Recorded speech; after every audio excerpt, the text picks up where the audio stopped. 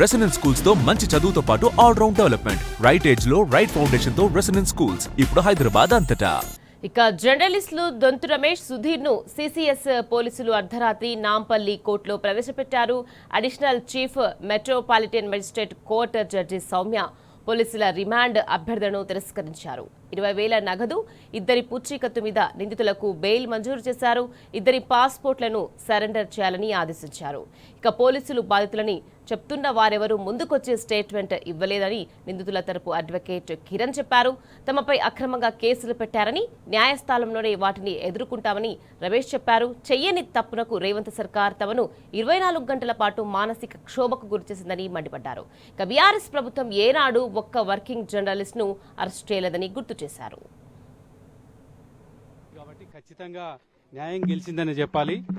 ఒక్కటి మాత్రం చెప్పదలుచుకున్నాం, తెలంగాణ ప్రభుత్వానికి, ప్రధానంగా సీఎం రేవంత్ రెడ్డి గారికి, తెలంగాణ రాష్ట్రం ఏర్పడిన తర్వాత ఇప్పటి వరకు కొంతమంది యూట్యూబ్ జర్నలిస్టులను అరెస్ట్ చేశారు.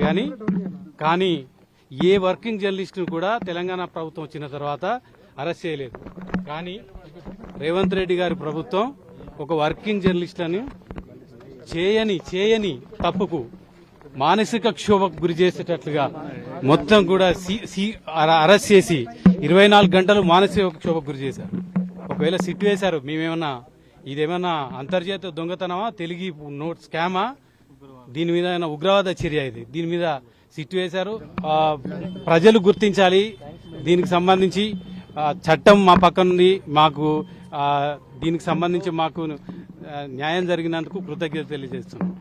గడిచిన 24 గంటలుగా చాలా రకాలుగా పోలీసులు అయితే ఇబ్బందులు పెట్టారు.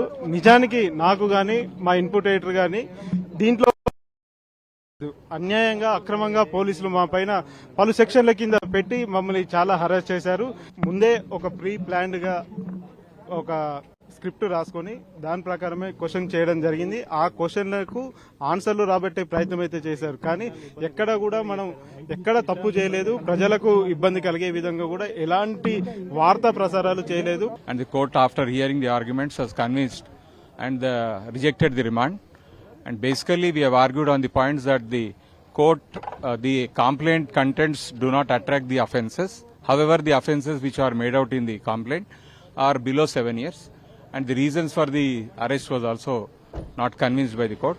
Therefore, the court has rejected the remand and however directed them to submit their passports by tomorrow and surety. ఏదైతే సెక్షన్స్ రిమాండ్ రిపోర్ట్ లో పెట్టారో అవి ఎక్కడ కూడా అట్రాక్ట్ కావు అని మేము వాదించాము.